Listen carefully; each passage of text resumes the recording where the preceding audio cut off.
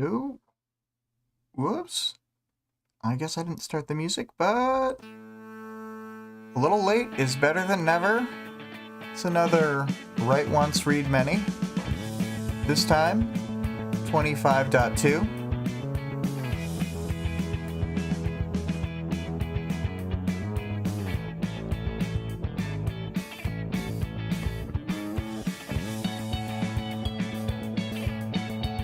Okay.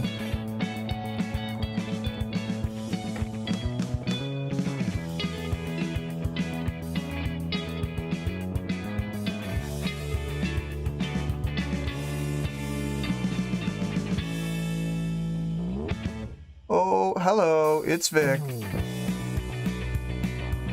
Hey, Greg.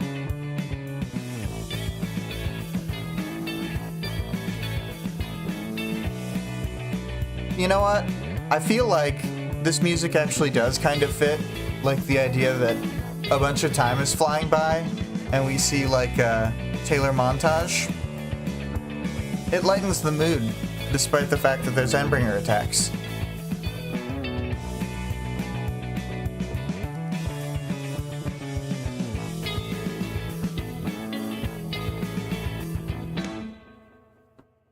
Okay. So as the audience participation reminder, it is who would win in a fight? Taylor x Brian ship pairing or Taylor x Theo ship pairing. And also they're in love, so it adds to their power. And then as a sidebar, yes, this implies two simultaneous Taylors. Vic says, I'm so tired of drawing chairs. The amount of brain power. Yes. The chair epidemic. All right, let's take off this headphones. So the themes for this one were powerlessness / feeling helpless, a la Theo and Taylor, and then having an outside perspective, a la Taylor and Jessica Yamada. Oh, Vic says, it's like an artist meme that drawing a bicycle without reference is torture. Yeah. Well, forever you will be forced to draw chairs. At different angles and such. And all different types of chairs. You won't get to see the chair, you'll just have to imagine it. It's like draw Pokemon from memory, but it's about a chair. All right. And, yeah, so, you know, in the first scene, we've got Taylor talking to Theo, and Theo's like, oh no, I'm doomed. And she's like, you're not doomed. You're gonna be a badass. And then, you know, we've got this sort of Taylor being like, I should be out there, scene with Jessica. And then Jessica's like, but have you considered that this could be a break for you, and that you can focus yourself elsewhere? And she's like, you know what? You're right. And then she takes the lesson, kind of, you know, she does constructive stuff with it, but at the same time, it's very much a Taylor move of like, I'll just do this other dangerous thing. Is Taylor. Anyway. Enough about the themes. The beginning of the chapter is an unspecified amount of time in the future. At least I think an unspecified time. Maybe it's got to be at least 2 months, I think, because they talk about running for 6 weeks. But at some point in the Ward's future of Taylor and Theo, they're running together outside in Chicago. She needs to be escorted everywhere because, as we know, she's under house arrest with the Wards. And so she has problems getting other people to run with her. I think Grace is like the type of person who doesn't necessarily need to work out to have to be strong, etc., to be fit, because she's got super muscles? Unclear. But no one would go running with Taylor except for Theo, who actually needs to get better at cardio, etc. And he is unhappy with his lack of gains. And Taylor's like, it's slow but steady progress. You're gonna be fine.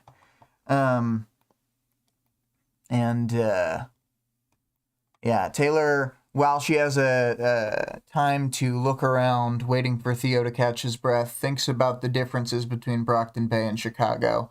And it basically comes down to Chicago is more populous, and there's always something going on, so she can't have the place to herself at certain times of day, like she could in Brockton Bay, just running around in the mornings. And she doesn't feel like she fits in here. She's like, Brockton Bay, and maybe it's because I grew up there, but it had just the right amount of everything. And I don't know if that's because you grew up there, Taylor, because a lot of people, they don't really vibe with the place they're from. But, you know, but she is maybe it's because of her morally gray nature. She fits the morally gray city of Brockton Bay.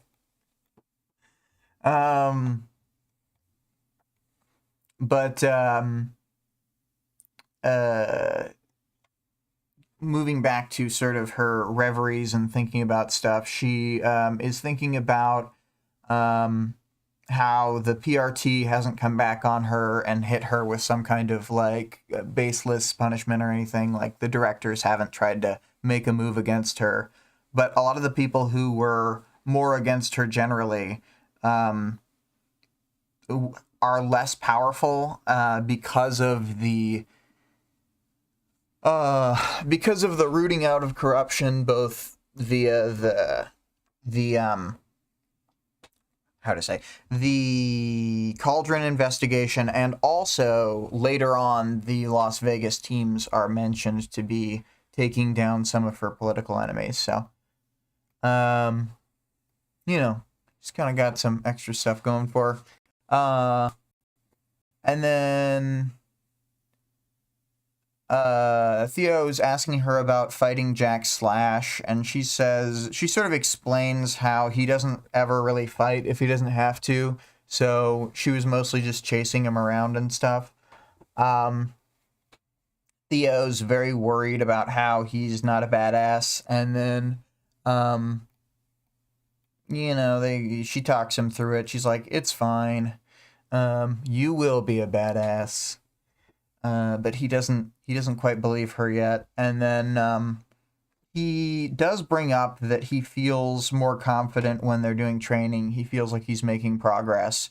And so they agree to do a training session before he has to go to school. And then it says Kirk is there. I believe Kirk is Annex because he does the Annex thing later. So if Kirk was someone else, I'd be shocked. Oh, no, it says Annex right here. But yeah, so Annex is watching them spar. I would say that, or they're not sparring, because sparring would imply Taylor's just attacking him.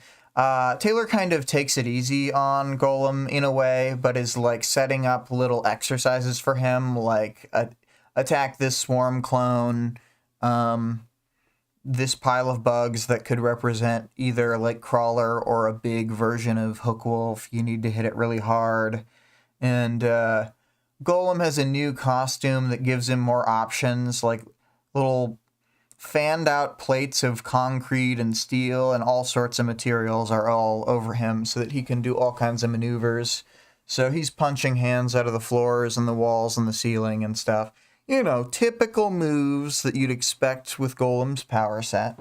And we see that he's already got several more tricks, and he's like pretty adept with his power to be able to create fingertips from the side of a butter knife to curl them around and block the blade, which would stop Jack Slash's power from working, I'm pretty sure.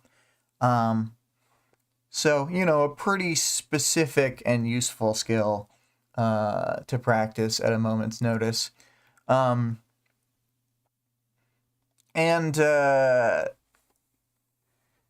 so they go through these sort of series of exercises, and then in the moments when Golem is doing the most, it like rattles the building and stuff, which is kind of fun. And then you know, at the very end, Taylor, of course, she's in the moment when Golem kind of does a good job attacking the big monster. She's got a different butter knife to his neck. So, defeated. And Annex is like, that's not very fair. But then Golem is rightly like, no, I'm gonna be fighting Jack Slash. It's gonna be a pretty unfair fight. And then you know, Golem is a little glum about it, but I still think she's picking up his spirits somewhat and getting him in the right mindset. When you're a cape, you gotta kind of do the most all the time. You gotta pull out just an endless bag of tricks during a fight. And Annex questions whether Jack would really like go into cryogenic sleep and then come back from the cryogenic sleep and do all this stuff and actually pursue Theo. And then Taylor's like, yeah, he kind of would. And then she makes sure that Annex is ready to try and stop Jack. And they talk about the end of the world pretty matter-of-factly. And then, you know, after this end of the world conversation, oh, well, Golem's got to go to school. Bye. And then Taylor walks into her computer, and she has, like, countdown timers for expected Endbringer attack, and then end of the world. And end of the world is like a countdown, and the Endbringer is counting up because they've passed the expected date for the Endbringer attack. Vic says Grace is Catholic, confirmed. Because, yeah, I almost didn't mention it, but Grace is totally wearing a school uniform, which isn't 100% thing, but I agree with Vic. Grace is Catholic now. And Vic says, maybe that's why she picks the name. Yeah, it would make sense.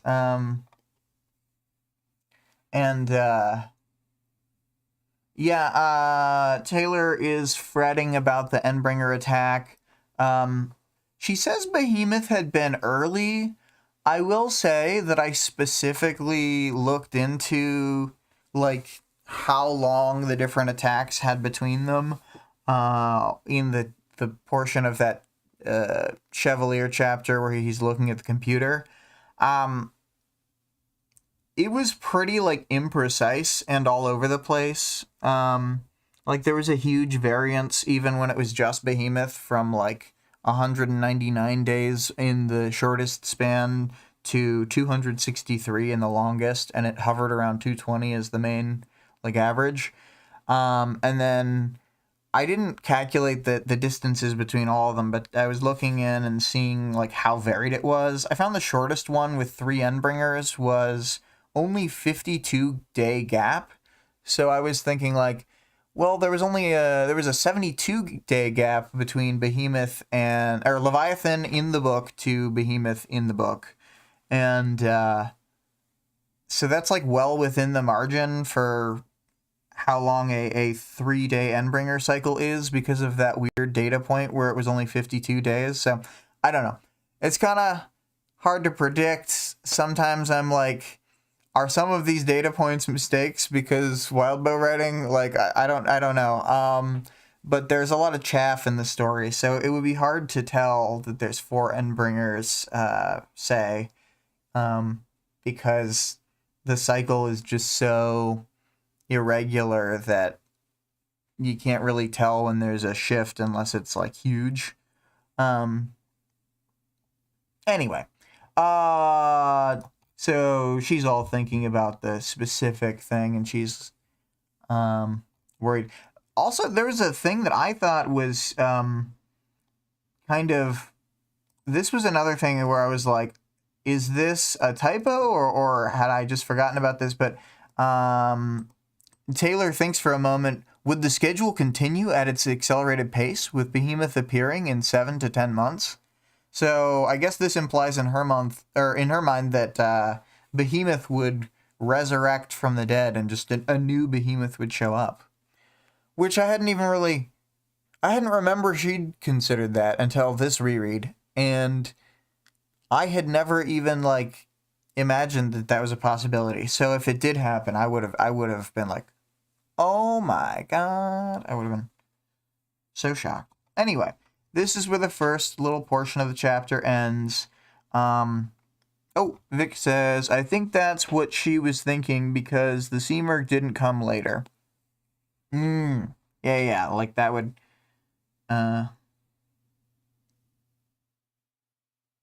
yeah, so she thinks, oh, they're on schedule-ish.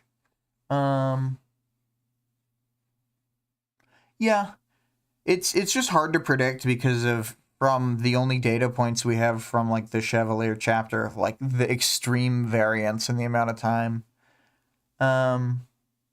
And, like, the amount of years since a new one has shown up has been since, I think, I don't remember the exact date, but I think it was the late 90s when the Seamerg showed up, so it's been, like, an extremely long time. So they just don't expect it. But anyway, yeah, it jumps forward after the page break to the point at which the Seamerg is attacking. Taylor's checking in with Cuff, who's saying that the Seamerg has appeared, and they look on a screen to see that she's flying over the ocean. And it turns out she's not attacking a city or like a coastline. She's attacking a intercontinental flight. Flight BA-178, under siege, is what the news report says.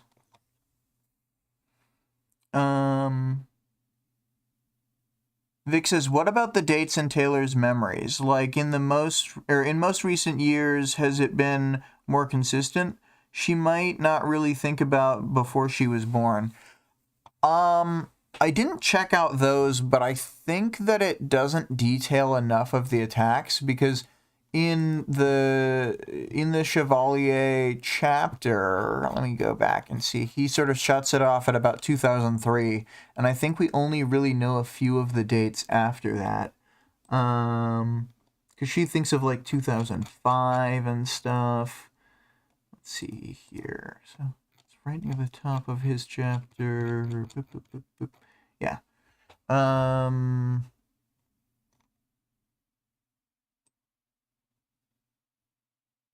Okay, I guess I was super wrong on the date. The Seamerg shows up in December 30th, 2002. So the very end of 2002.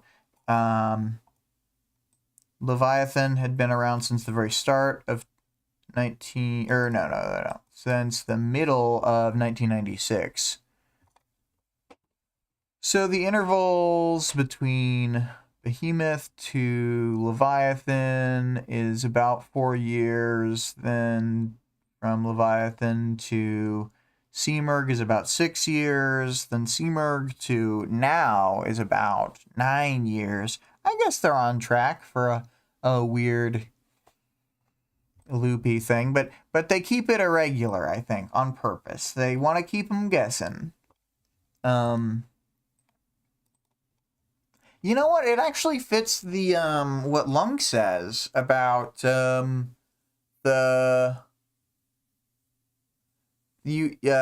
sort of the tying together two fears, both the fear of the unknown and the fear that you know that he'll come back and he'll always win, kind of thing. Like that's almost the ethos of the Endbringers. It's like the unknown is that it's random when and where they attack to a certain degree. The known is that it's never that long between the attacks.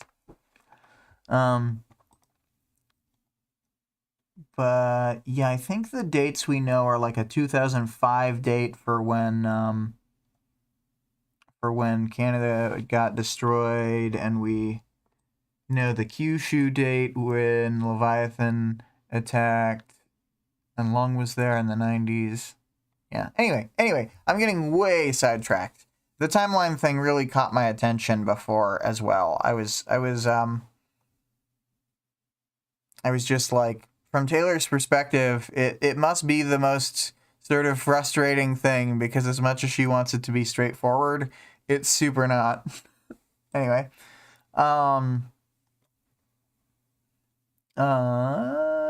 so let's see here. So yeah, Taylor is coming back from being outside, and she's being told about the Seamer. Yes, she's told about the flight. And then, yeah, it's a passenger airplane. They don't know who is on it, per se. And the fight isn't very long. It only ends up being 40-something total minutes. The Seamerg is first attacking the plane, and all the heroes are defending it. And then they sort of realize that the Seamerg will have, like, converted all the people on the plane to being, you know, crazy or whatever, guided missiles, whatever, however you want to say it. So they decide to frag the plane, and then it takes them like 11 minutes to destroy it. Vic says, they always appear on a schedule, but also they were always super early or super late. Taylor can't wrap her head around such a thing. She even updates the Endbringer timer in the chapter. Yeah. She totally does. But Taylor doesn't even get the chance to try to fly to the fight. Tecton says they're not sending anybody who doesn't fly. Taylor's like, I fly with my jetpack thing, my bug pack. And then it's pointed out that the Seamerg specifically can easily destroy tech or similar. So if you're not a natural flyer, then you're not coming. So Taylor's benched along with the entire Chicago Wards team. And, you know, the majority of capes, probably. I know a lot of them can fly, but I don't think it's 50%. I think it's like, oh man. That's something I kind of want to look into. How many capes can fly of the ones we've seen? But I would guess it's about a quarter. Maybe less. I don't know. A lot of background capes in big fights can fly. But maybe we only see them because they're flying around. Vic says, Taylor should more often consider that she needs to stay alive so that she can do the end of the world thing. Yeah, it's true. Although, weirdly, I think that she has sort of a personal... Like, she thinks about Tattletale thinking she's invincible because of healing. I think she has this weird, like a double thing. She both thinks she could die at any moment, probably, and also is, like, mentally plot armored by the fact that she shows up in Dinah's visions of the end of the world, and she was able to, like, slip the noose of all the coil stuff, and she just keeps beating the odds. So I think she kind of just like, oh, I'm in the vision at the end of the world. There I am. So,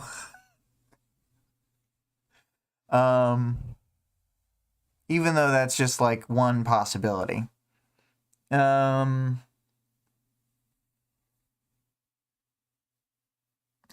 so, boop, boop, boop, boop, boop, boop, boop. Yeah, they just watching on TV. Until the fight ends. Cyan does not show up to the fight because, as Tekken says, it's about 40 minutes, and as we know from some previous fights, he just flies around like a fucking idiot all the time, and he only shows up if he happens to show up.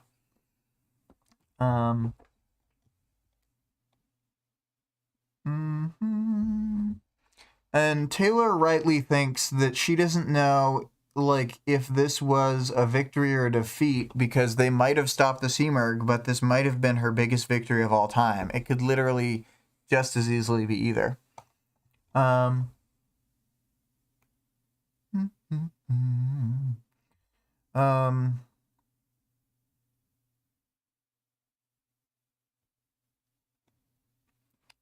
It's kind of, it's like almost a shocking level. She says nobody was reporting anything about heroes dying, but it had been clear enough from the footage that this hadn't been a serious loss. Barely 40 capes had been out there, and I hadn't seen any die.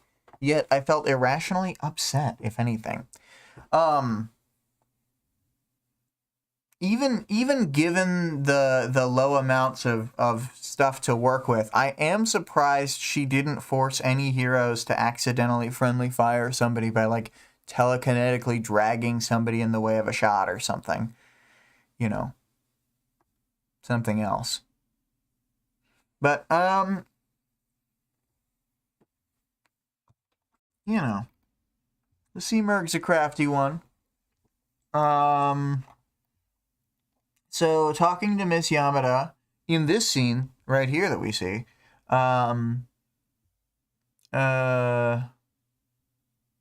Taylor is sort of talking through her feelings. She's saying she feels worse now than she did about New Delhi. She admits that she didn't have she thinks it's unrealistic when she speaks it aloud for Scion to show up and defeat another Endbringer, especially when asked about how long it took them to defeat the first one.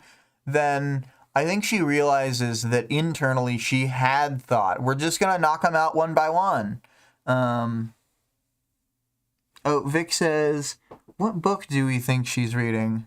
And then provides the hypothetical example, dealing with difficult clients. Yeah, she'd have to have the version with the words not written on the spine or cover, so that Taylor can't walk in and read the title. I wonder if she keeps up on textbooks in her free time, or if she reads novels. I wonder. Let's see here. Taylor's briefly interrupted by getting a text from her dad. And Yamada's saying that's good. That's good. Taylor thought that she'd have a hand in the upcoming Endbringer fights, and then Yamada says that because of where she reinvented herself, maybe a lot of your identity is rooted in your concept of yourself as a warrior. And then Taylor points out a common, something that I do feel like should be said almost more often in fiction, which is maybe, but whether it's true or not, it doesn't change how I feel. Yeah. And then Yamada's saying that it could have been, like, intentional on the part of the Seamerg to have this fight go the way it did, where so few capes were able to participate after everyone was rallied post-Behemoth fight, where they wanted to get in on this, like, kind of massive effort, and like, perhaps each one of them has their own level of, like, selfish and selfless motivations, but surely even glory hounds, you're like, okay, they can defeat an Endbringer, well, I want to be there as part of the fight when they beat the next one, kind of thing. but you know, that is denied to a world full of capes who may have been ready to fight the Endbringers. And then yeah, this is when Taylor admits aloud that she wanted another New Delhi to happen, except without the severe losses, where they would lose people, a place would get damaged, and they'd kill another Endbringer. And then she admits, I know it isn't realistic, which I think is great. And she keeps sort of downplaying it. She's like, I know I wouldn't play as big of a role in the next one, but I still want to do something. And it's like, very, very understandable to me.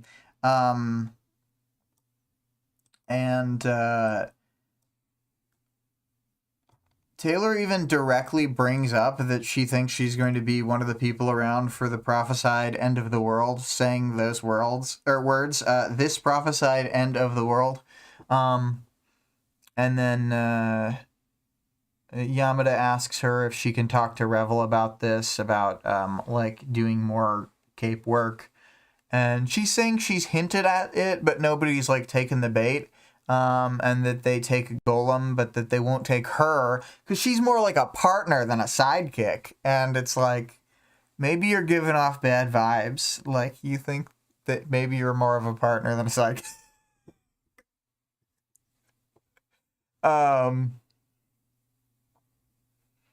So, I mean, nobody talks like this anymore, but I just think of somebody be like, Weaver, fall back. And, yeah, if she could just chill out a little bit, I think people might take her on their little, hero outings. Taylor's,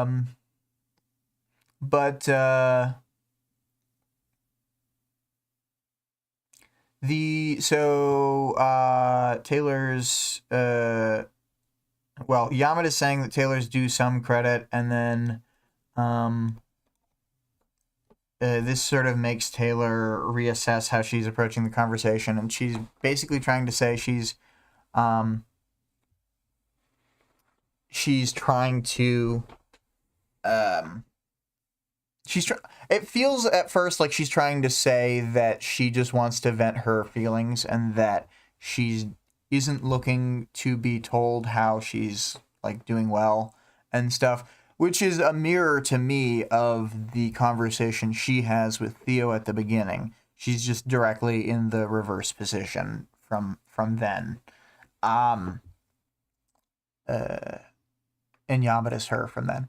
And then, you know, it's shown that Yamada is able to help Taylor get herself sort of together enough to talk about this, saying, let's use the I feel because line. Frame your emotions better. And then Taylor is able to say, I feel spooked because something's coming and it's going to be ugly and I'm not prepared. I feel less prepared with every day where nothing happens. And then Yamada's saying, maybe it's enough to train your teammates and bring them up to speed with you.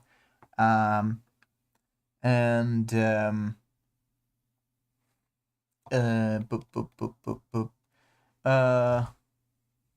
about Golem, and Cuff in particular, and people supporting each other, you know, and, people helping people.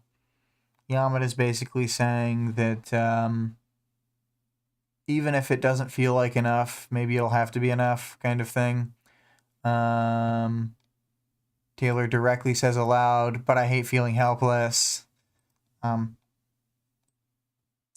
like it sometimes when characters just say the thing, you know? I don't want them to always just directly say their emotions, but she is talking directly to a therapist, so it's fine.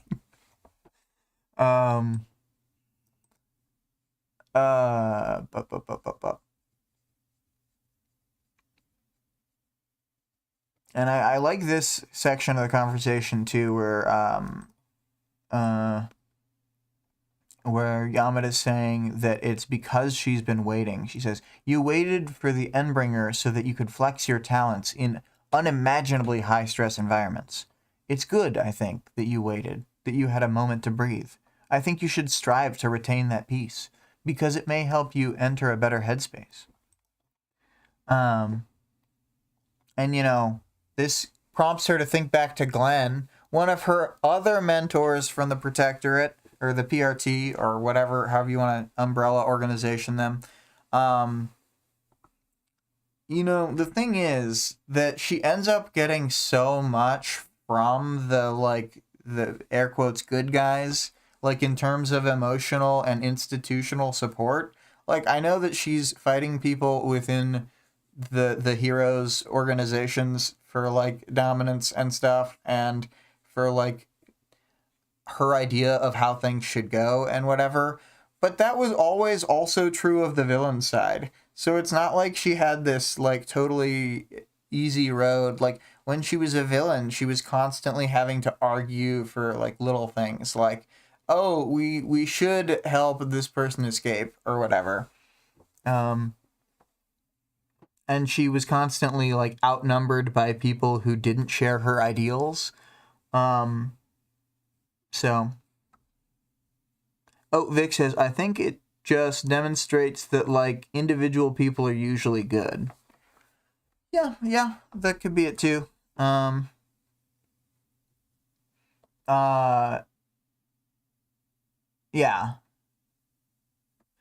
And I guess, in a way, she's also getting lucky, because we know from Miss Yamada's chapter that there are other, like, less responsible therapists who, like, I don't know, for example, don't report when the safety suit is damaged or whatever. Because even though they're part of this corrupt system, Yamada and Glenn try their best to improve things.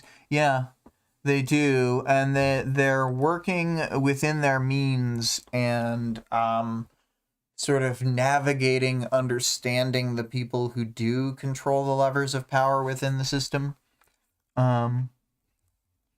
So they're able to make effective moves when they do stuff during the book. Like when it's their moment to act, they do it. And in fact, the next line I'm looking right at in the chapter, it was time to act, whatever Miss Yamada said. And then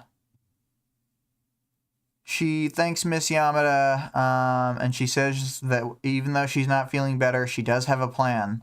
And they're gonna meet again for their regular meeting next week, but they share a hug because Taylor, it's like that movie title that I've never seen the movie, but Mars Needs Moms. This is Taylor Needs Moms, and Dragon is her mom, and Mrs. Yamada is her mom, because Taylor desperately needs moms. So she gets a hug, and she feels better about herself for a second. And then she goes back to sort of where she goes back to the common area where her computer and stuff are. And she's looking at her Endbringer countdown. They have a while. According to her estimate, there's 149 days left. So that's nice. The end of the world, there's 579 days left. So that's nice too. So it is good in a way that we get to sort of timestamp when these chapter segments happen because of her obsessive nature. The last segment was at 593 left on the main countdown, and this one is at 579. So it's been 2 more weeks since we had the Theo running chapter. But yeah, we're nearing the end of the chapter here. Taylor's thinking about what Yamada had said, and she's like thinking about how it relates back to Glenn, and he's right. She needs to make a calculated play. She can't just wait for some opportunistic moment like New Delhi again. She needs to make something happen. And she thinks to herself, like, should I manipulate my teammates into fighting some major crime person in Chicago? And then she makes a good decision for once in her goddamn life and says, no, I shouldn't manipulate my teammates. I should be more upfront with what I'm doing because that fits Chevalier's protectorate. And I've committed myself to the goal of Chevalier's new protectorate. So she says that this is more about honesty. And so she says, Tecton, there's something I want to talk to you about. And then she had thought to herself that she doesn't want to make another ABB fiasco. So they're going to make some plans. This is major plan hatching time frame now. And that's the end of the chapter. Fade to black. It is a considerably shorter chapter than the ones around it. It is almost half the length of the previous chapter. It's a little longer than that, is what I mean. But another good one to get us from here to there. This chapter, or this arc is Scarab is all about the passage of time. We could say that the Scarab in the arc represents the dung beetle that rolls the sun from one end of the sky to the other within the Egyptian pantheon. With the passage of time, we see that even within one chapter, several weeks will pass. We've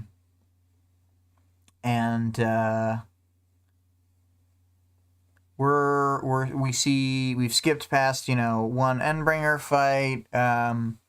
We can expect to skip past more. Things will be flying by this arc. Boop, boop, boop. What else? Arc stuff. I like that this arc is focused around her relationship with the Chicago wards. I actually feel like the Chicago wards they don't get enough screen time. And I don't think no, it's not that they don't get enough screen time. It's like the reason they don't get as much is because even though she's with them for a longer period of time in a less hectic period of her life, her bonds with the Undersiders end up being stronger anyway. So I do think it's representational in that way. So it does fit. And I've heard people talking about that. So this is not my original thought. This is me having heard people talk about the writing and think that is kind of why. But I love the Chicago wards. I think they're fun cast members, and I'm here for it. So this arc is kind of a treat in that regard. I guess I don't have any more arc stuff to say. I'll start the characters section with Theo, because she's running around with Theo at the start. He obviously is very unconfident. When he brings up his dad, how he's nothing like his dad and he's not built for caping, then Taylor's like, maybe it's a good thing that you're nothing like your dad, who was a huge asshole. And she doesn't say it specifically, but maybe they've talked about it before, but she had direct interactions with him, and he was really one of the worst people she ever dealt with, even though they were allies. He was so fucking annoying to work with. Yeah, Theo's like, I'm nothing like Kaiser. Everyone's like, good.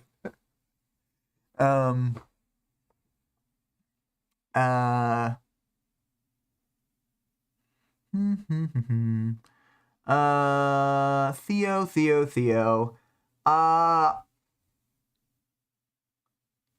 This is not something to necessarily answer here, but something to ponder, especially, Vic, if you're still in the cast.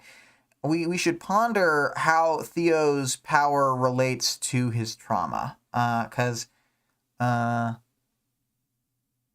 like,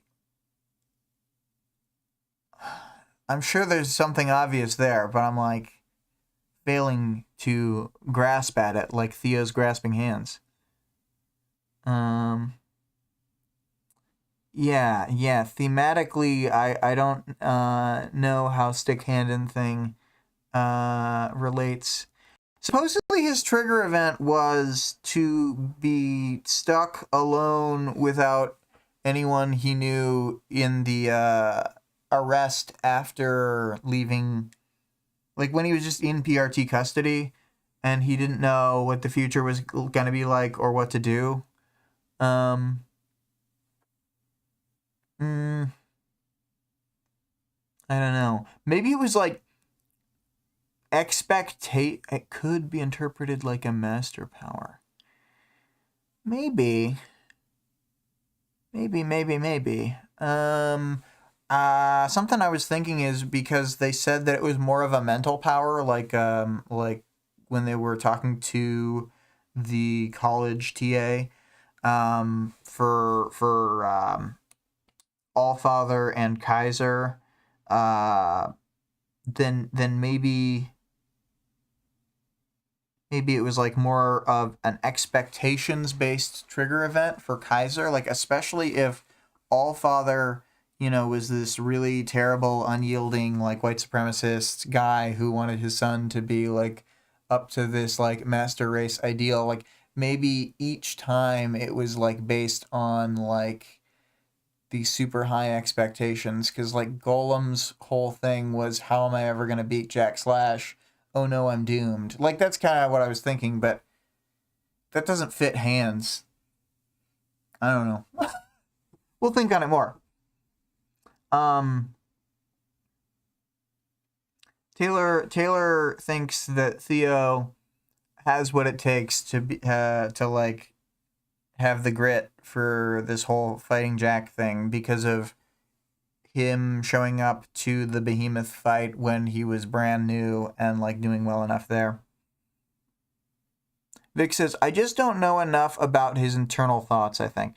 Yeah, it's like something we can mull over because, like, spoilers for the people who haven't read it, there's a Theo interlude, and when we get to the Theo interlude, we can sort of try to consider his way of thinking more. Vic says he really keeps his emotions clammed up because of how he was raised. Greg says Golem's this way because from the start he intends to throw hands with Jack Slash. That's pretty good. When I started reading it, I thought it was going to be like something deep about like how Golem was raised, and it's like, nah, he's ready to throw hands. Yeah, no, that's good. I just thought of something. When Theo makes like a hand larger than his hand, then it comes out slower. But what if he made tiny hands that were like way faster, and like that's how he would cover up a knife edge, is by like having tons of tiny fingers like that are like super quick growing. Anyway, I just, I always think of worm powers and find a way to, like, think of, like, a gross-looking version of them, like a bunch of really long, fast-growing tiny golem fingers. And now I'm just thinking of that stupid SNL sketch where Kristen Wiig has tiny hands. Anyway, Theo, one of our favorite side characters. We all love him. We all love to hate his enemies. Moving on. We get Annex, Kirk. He is I feel like we sort of get some interesting like vibes from him, but we don't get like that much characterization. He's like ready for the danger of fighting the Slaughterhouse Nine, which is like, I don't know. Maybe all capes are that crazy, but it just feels like it's kind of an next level bravery when you're just like, yeah, I'm in for the plan to fight the Slaughterhouse Nine directly. Um so yeah, and he's very useful to have around. I mean, I guess this is more powers knowledge section, but I'm sort of bleeding them together. That when Annex is like hanging out, he can just like fix all of the crap that Golem like fucks up with his power. Very, very useful team up. And then he almost feels like he has like a Grace like attitude where like I feel like she would also just sit and watch a fight or whatever, although she would probably catcall somebody more, whichever, or say something mean. Grace would start some shit lovingly. So we can move on from Annex. He gets a few lines. He's on board with the idea of Taylor's vision for the future. And Taylor in this section is very sort of positive coded. She sees, great problems ahead of them, but she seems ready for the future. More so than in the other two sections of the chapter where she feels not ready for anything. But we will talk about section 2 and 3 Taylor in those sections. Next we'll talk about Cuff. Cuff doesn't seem as shocked by the Endbringer attack as I would have expected. Tecton's very sort of, I don't know if he's like accepted the fate that they can't go or like just isn't as worried about this as Taylor. But he and Wanton are very like matter of fact about the fact that they're not going. And Grace too. Grace is just like, well, we're too late regardless.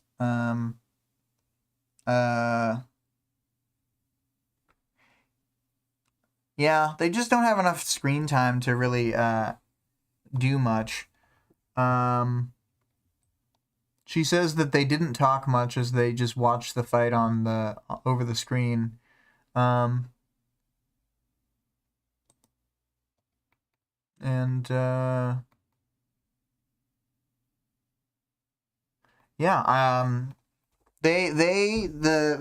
three of them that she sits with, and I guess Cuff, who is not mentioned again after she shows up, are like just kind of, they're okay with the fact that they can't go and fight. They're like, we will go to the ones where we can go, but this is a reprieve for us. Whereas she is like, probably many other people freaking out because she wants to be there fighting. They've probably got a more healthy temperament for being not dead. So moving past all of her friends in the middle part of the chapter, Yamada, I think this is one of the several chapters where people see Yamada and they're like, God tier therapist. She knows exactly what to say to like get through Taylor's defenses. I think she like really, she's like almost she is written to be this way, but she's almost a perfect match with Taylor. In terms of their styles and what Taylor needs, I think. Maybe that's something I should have asked about for the... Yeah, we can have that as a future audience participation question, maybe, is, like, do you think that Taylor has needs that Mrs. Yamada is not addressing in their therapy? But I think that they're actually a very good fit. And we see... we see in other examples in parahumans of like less good therapist patient client, or yeah, therapist and patient sort of relationships. So ones that just, it's not like bad intentions, but just don't sort of help the person. They don't mesh very well. And yeah, I think they have a really a good dynamic between Taylor and Jessica. I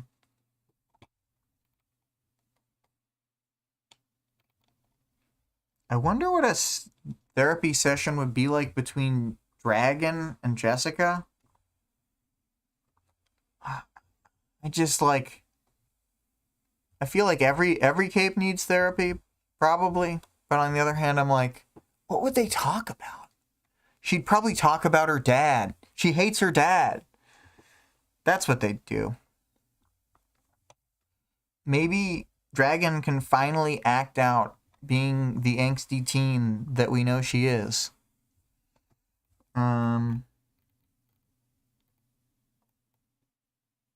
We can ask the question, is it unfair for Taylor to have Dragon as her mom when Dragon is older, or when Taylor is older than Dragon?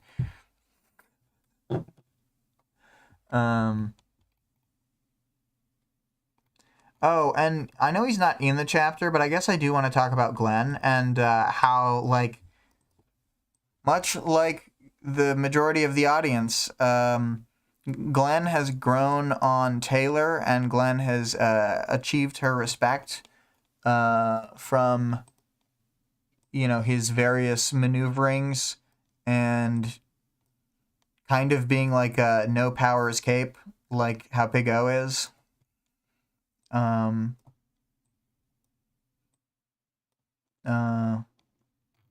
He's another one of those like thinker level zeros. But yeah, Glenn has really like left his mark on Taylor, and she continues to be committed to his idea and his plan, and to not only working with him, but to being committed to Chevalier's plan, which, from my perspective at least, Chevalier and Glenn were on like basically exactly the same page. They were moving in lockstep.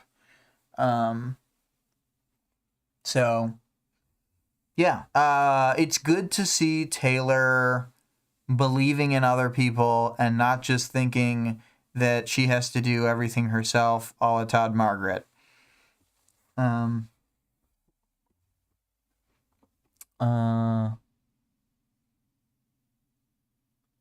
Yeah, and I guess she is getting a lot of like she has a lot of non-cape role models now, which I hadn't thought of before, because earlier in the book, she basically doesn't, if you don't have superpowers, she doesn't give a fuck about your opinion.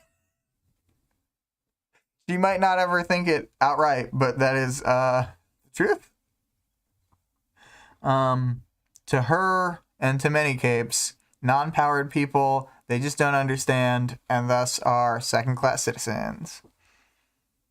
And actually, she does try to correct her behavior on this with Charlotte specifically. But Vic says, yeah, I remember being really shocked that she and Yamada worked out. Well, I did not think she was going to respect her. I think it's because she's already like post her like Sierra leaves her organization, and then she feels like a piece of shit because she's like, this like actual non-cape that I kind of respected is like, she doesn't respect me enough to stay, is kind of how she takes it, is what I feel like. And then through Charlotte and Forrest, she sort of gains more respect for the unpowered again. And then she's really doing like a breathe deep, self-assess, and then go into a situation kind of thing, post turning herself in. Like, I especially feel it in arc 23 when she's like meeting Defiant when he's picking her up from jail. She's just so like trying to start from ground up that I think that that's part of why she's able to talk to Yamada at that time, like during the arc 23 time period, build up a respect for her, and then have that continue onward into the present day. And it can be a bit of a shock. And parahumans therapy sessions are generally a treat, so this is nice to see. Yeah.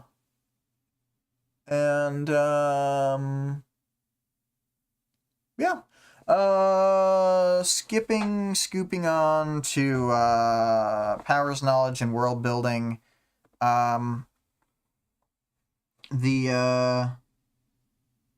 Oh, I guess I didn't say, just to sort of finish off the Taylor thoughts, because I was like, I'll defer Taylor thoughts for the other sections. Taylor, I think, being sort of told what her emotions were, and being sort of led down the road to finding her emotions was really helpful, because she can't self-assess very well throughout most of the book.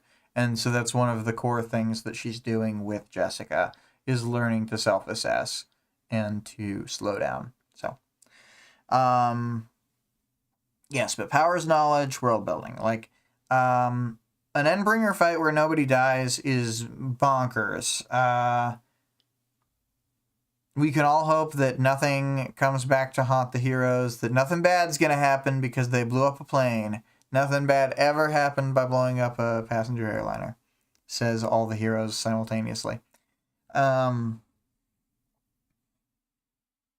Vic chimes in with nothing bad ever happens, which, good point. Should have thought about it myself.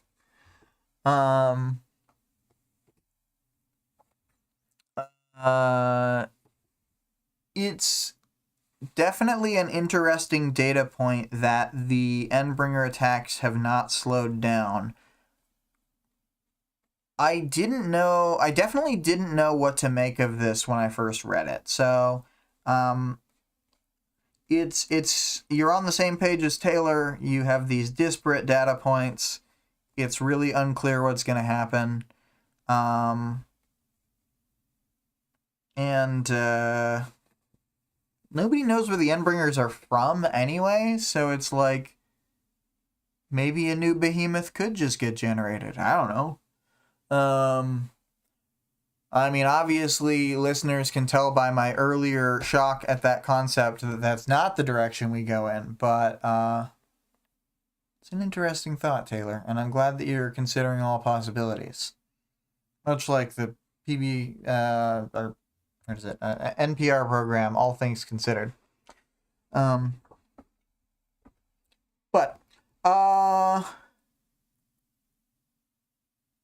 yeah. I think it's interesting that other characters, interesting and good for Taylor, that other characters like NX are like they're pretty solid on like the end of the world thing. Like they don't dismiss it in the way that some people like would and will be seen to do in later chapters. So yes, it is helpful that she's got a team that's on board and is just like, yeah, we know the world's gonna end. We can read the tea leaves. It's pretty obvious. Anyway, I'm just whinging on, moving on from the that section, because I really don't have a lot more to say about like world building in this chapter. There's not a whole lot of it. As I say, we're just sort of moving along in time.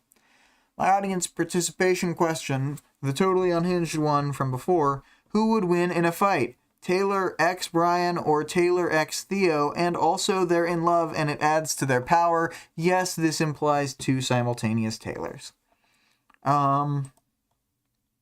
Let's see what people said. Halloween comes back to say, I feel like Brian might lose solely due to having the post Slaughterhouse 9 depression and trauma, and his fog not working the same and not being able to blind Theo as easily. Also, Theo's got a pretty good power for sensing where people are because he can sense where the materials that he's feeling are, that he's like gonna push his hand into. So because of that, he can probably sense where Brian is regardless. He can like feel metal and then feel like the metal zipper of Brian's costume and know where he is.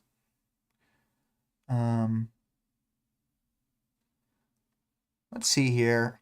Vic says, I think Theo and Taylor might have more synergy in a fight because Taylor helps him with training so much and he's really receptive to it. Gru taught Taylor lots of fighting stuff, but Taylor pulls from a lot more sources. Plus, Theo's love is more simpy, and that gives them the ultimate power. Oh, I see. Because he's a simp, they're more powerful.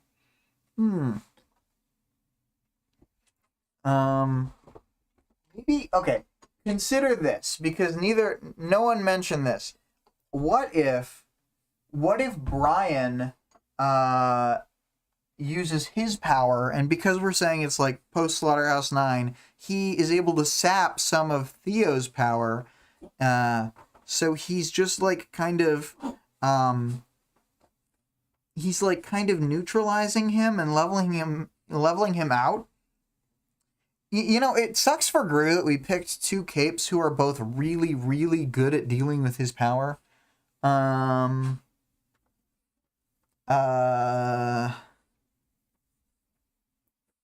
He is stronger than normal because of recouping his wounds with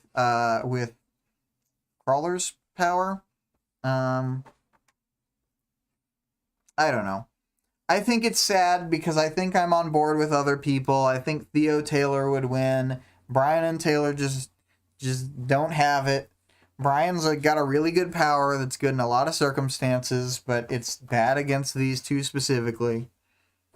I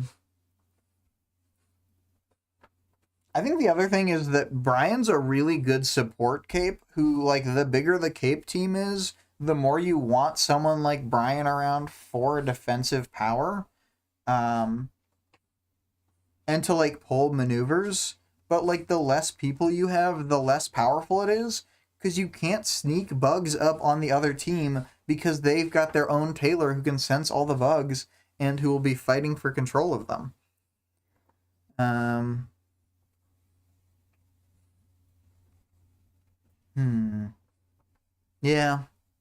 Yeah, I think...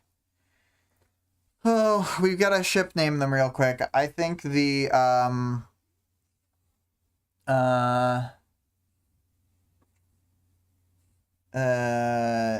I think the hidden bugs would lose to the Control Freaks, which is the name of the Taylor Theo team. Because Taylor's a control freak and Theo's got his hands. Maybe it's a control issue. I don't know. But it's funny to call one of the Taylor's teams the Control Freaks. So Team Hidden Bug would be defeated by Team the Control Freaks. All right. That's enough of that. The question for the next chapter, 25.3, is... Well, it's less a question and more of a request statement. Pick a superpower and let us know how you would covertly while away the time during a stakeout. Super-powered stakeouts.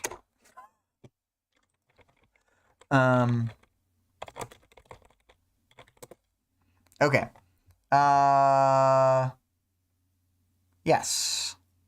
That all being dealt with, I shall begin the outro. You know what? I keep meaning to do this, but I'm gonna start pulling Vic's other channel as a link in my description. So I'll go back and do that for a couple of the ones and backfill. But yes. Anyway, so let's redo the music. So, the music you're listening to, that we'll have for this arc as well, is Crushed by ScarlettXOX. Twitch.tv/Scarlett_Rogue is where you can find her. Although, unclear when any more streaming will have. We can all hound her at once. I don't know. The Discord server link can be found in the stream description as well as the channel description. The author of the work being discussed can be supported on Patreon at patreon.com/Wildbow. The full text of the work is available for free online at parahumans.wordpress.com. And there is also a fan-made audiobook of the entire work at audioworm.rain-online.org.